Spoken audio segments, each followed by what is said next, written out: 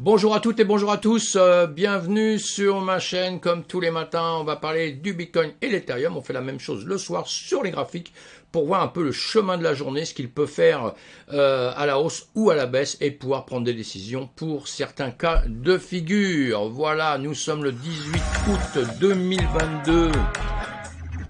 On a un marché qui est plutôt dans le rouge, mes amis. On a un marché qui est plutôt dans le rouge avec quelques extraterrestres qui sont en vert. Il faut aller voir ce que c'est, à la limite, ce qui est en vert, mais marché en rouge, marché en rouge.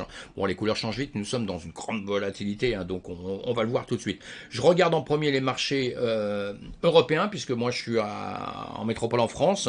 Donc, je regarde en premier marché européen, avant les marchés d'Asie, marché européen. C'est pour ça que je fais ma vidéo vers 10h30 à peu près, une fois que ça s'est un peu calmé sur le marché pour voir un petit peu la tendance. Déjà, c'est toujours important, les tendances des marchés étrangers.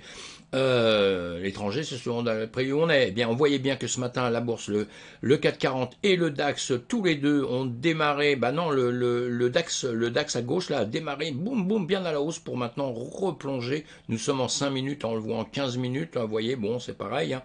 Et à droite, en 5 minutes, on va le voir en 15 minutes, on avait démarré avec un gros gap, là, un gros gap, boum, boum, boum. Il baissait, il est tombé tout de suite avec le gap, il est remonté pour après redescendre en 15 minutes. On voit bien donc qu'on est sur des marchés là qui sont plutôt à la baisse, à la baisse, à la baisse et encore à la baisse, alors que tout à l'heure il y avait une petite lueur d'espoir. Et on va voir justement sur le S&P 500 aussi, tout de suite, évidemment que c'est important. On a une grande bougie en 4 heures. Nous sommes en 4 heures sur le S&P 500, 4 heures sur le BTC à gauche. On voit bien grande bougie en 4 heures sur le BTC. Et si sur le S&P 500. Et si on regarde un peu plus près, 3 bougies, 3 bougies 4 heures sur le S&P 500. Sur le BTC, 1, 2, on a 3, une bougie qui réfléchissait un peu, mais sinon 1, 2, on a 2 grandes bougies. Dans les mêmes temps, on a 3 bougies, mais 2 grandes qui sont à la baisse, une qui réfléchissait un petit peu. Et avant, on était plutôt dans une zone un petit peu de réflexion, un petit peu en range, comme sur le S&P 500.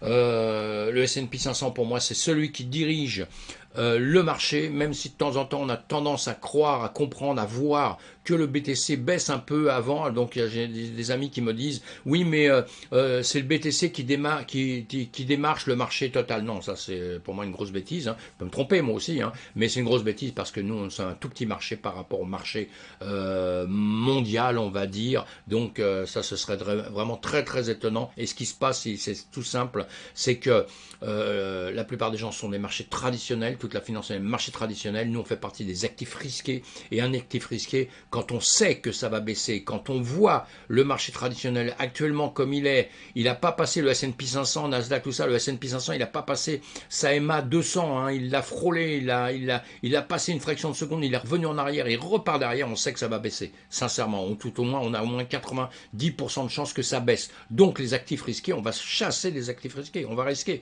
puisqu'on sait que là, déjà, sur le marché traditionnel, on va reperdre un peu dans les heures à venir. Donc sur un actif risqué, on va perdre 2 fois plus. Voilà, donc on part tout de suite.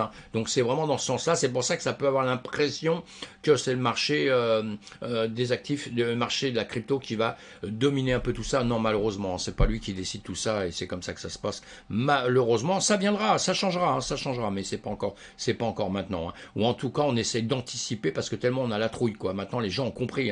Donc on anticipe maintenant. Ça, d'accord, ça je suis entièrement d'accord.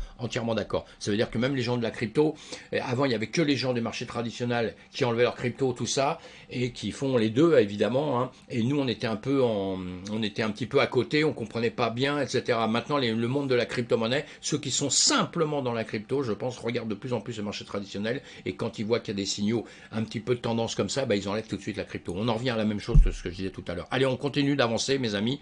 Et donc, on voyait bien, là, on est en jour à gauche sur le BTC, jour à droite sur le TH. On a un ETH à 1729, on a un BTC à 21 760, voilà des zones que je pensais qu'on allait récupérer, je le dis depuis X temps. Malheureusement, je dis pas que j'ai raison, c'est pas ça. Moi, je suis le marché, comme je vous dis. Il va là-haut, je monte, il baisse, je vais avec. Mais en revanche, on doit avoir des idées sur le marché. Évidemment qu'il y a des zones, puisqu'on avait des zones. Vous voyez, vous tracez, vous apprenez à vous tracer. Hein, comme ça, je fais ça surtout pour beaucoup de débutants. Hein, les traders professionnels, ils n'ont pas besoin de me regarder. Ils connaissent ça par cœur. Comme moi, je ne regarde pas les traders professionnels. M'en fous, je sais faire. Donc, j'ai pas de problème. Eux, c'est la même chose, évidemment. Mais quand on démarre, il faut savoir faire ses résistances. Il faut savoir faire des choses qui vous indiquent. Vous voyez, quand vous tracez des parallèles comme ça montantes, ça vous indique un marché qui monte, boum, boum, de manière. Et quand ça casse vos résistances que vous aviez, donc en bas, là, vous aviez une résistance, un support plutôt, qui devient d'un seul coup, quand il est cassé maintenant, à la remontée, il devient une résistance. Ben, quand on le voit qu'on casse là, c'est un signe pour aller trader vers le bas. Pour le TH, c'est exactement la même chose. Ça, c'était vu en journée. On le regarde, on va tout regarder en heure, effectivement. Hein. Là, on voit bien que le bleu, nous sommes dedans. Et là, on voit bien qu'on a cassé, on le voit mieux, hein, pour le TH à droite. On a bien cassé en dessous. Pour le BTC à gauche, on a bien cassé en dessous aussi. Hein. Donc, juste à ces niveaux-là, c'était... Après ça, attention, hein, juste à ces niveaux-là, on se remet aussi des stops parce que le marché il peut faire demi-tour, repartir. Le marché est malin, il est plus fort que nous. Donc nous, pour être à son égal, on essaye de ne pas être plus fort que lui, mais d'être aussi malin que lui et d'arriver à lui piquer un peu d'argent. Il faut se protéger au maximum. Sinon, la fois où vous allez gagner, vous allez perdre 10 fois, donc ce ne sera pas bon du tout. Donc vous mettez des stops au plus court, comme ça. Si vous êtes trompé de sens, c'est pas grave. Vous voyez, une zone comme ça, vous allez stop au-dessus. Allez, maintenant on va voir individuellement le BTC à gauche, donc 21 775 à l'heure où je vous parle, des bougies qui ont l'air de vouloir descendre malheureusement. Ici, je vois un point très bas, je vais le noter tout de suite. Ce point ici, là, une mèche, hein. Moi je prends toujours les mèches, hein. Il est remonté, la bougie s'est fermée plus haut, mais elle est redescendue, elle revient chercher là, donc on verra bien si cette mèche va continuer à nous servir ou pas, est-ce qu'il va faire demi-tour. Là on le voit en une heure, donc tout ça on avait vu hier, hein. Hier soir nous étions ici, hein. Ici on voit bien que derrière, boum boum boum, nous avons cassé, je vous avais dit, on fera très attention à cette ligne, justement orange, hein, qui était un support, il l'a cassé, donc déjà à partir de là, il y avait un travail à faire évidemment. Allez, on va regarder ça, on va masquer les dessins et on va le regarder en une heure comme on fait chaque matin, chaque soir avec notre Ichimoku pour voir avec l'Ichimoku comment vous pouviez vous sortir de ça évidemment. L'Ichimoku c'est super, il faut apprendre justement à s'en servir et pour bien s'en servir il faut savoir mettre vos supports, vos résistances, toutes les lignes qui vont être très très importantes. Il y a une ligne que je ne vous ai pas fait voir ici que je vais vous faire voir tout de suite. Je retourne en arrière qui était importante. À supporter, à voir, c'est celle-ci, la rouge que je vous ai mis ici. Hein. Donc voilà, ça c'est une grosse résistance ici, puisque ce qu'on veut c'est que ça casse ça. Et vous voyez, il aurait fallu qu'ici, dans cette parallèle comme ça, que ça continue dedans et que ça vienne ici et que ça casse ça. Maintenant, malheureusement, ça fait un petit demi-tour entre temps, donc ça c'est pas super bon signe. Hein. On pourrait espérer beaucoup mieux. Hein. Allez, on revient là-dessus, on revient donc sur notre Ichimoku en une heure, et on voit que bon, on va enlever les dessins, vous pouvez les associer les deux, hein. Vous voyez que ça nous sert, hein, associer les deux, c'est très très bien, hein. Ça vous donne, ça vous réconforte sur ce que vous faites. Et donc on voit bien hier soir, hein, donc nous étions ici hier soir, on se posait des questions, la question a vite été réglée, c'est parti vers le bas, on a la lagging span ici qui était remontée dans les prix, hein, qui est redescendu, qui a cassé, je vous avais dit avant, voyez les vidéos d'hier, hein.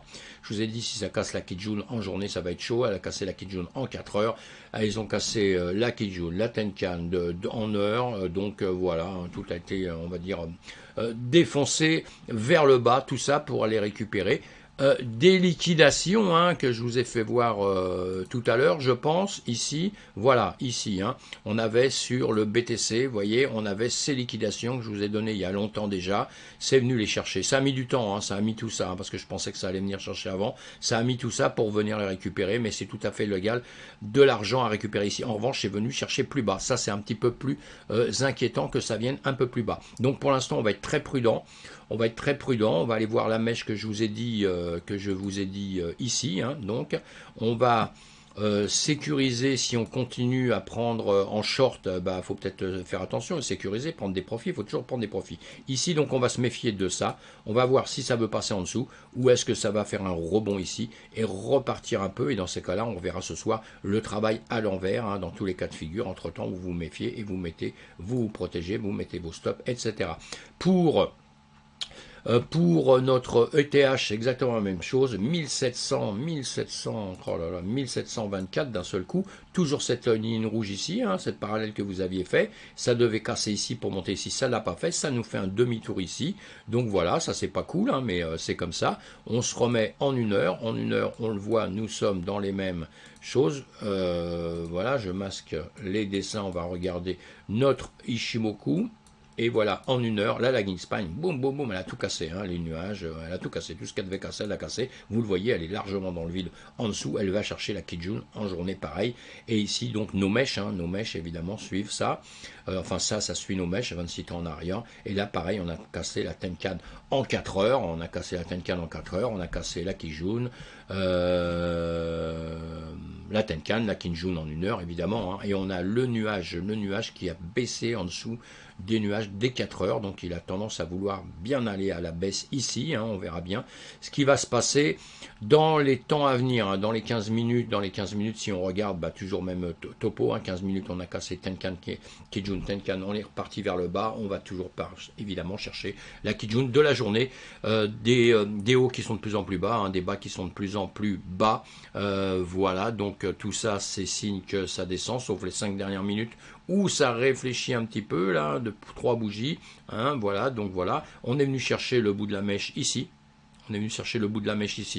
alors est-ce que ça va le passer, si ça bouge cette bout de mèche ici, ben on va redescendre un peu plus bas, évidemment, hein, pour aller rechercher ce qu'on disait tout à l'heure, hein, mes amis, hein. Donc on surveille tout ça, vous voyez, hein, on est bien là, évidemment, ce qui est tout à fait normal. Et ici on a les bougies, ici on a que les mèches, on a que le corps de bougie, hein, jusqu'ici, hein. Ici nos mèches ne sont pas marquées, hein, quand vous voyez ça, hein. Mais bon, c'est pas grave, hein. C'est pas grave, on voit ça quand je vous explique ça plus en détail.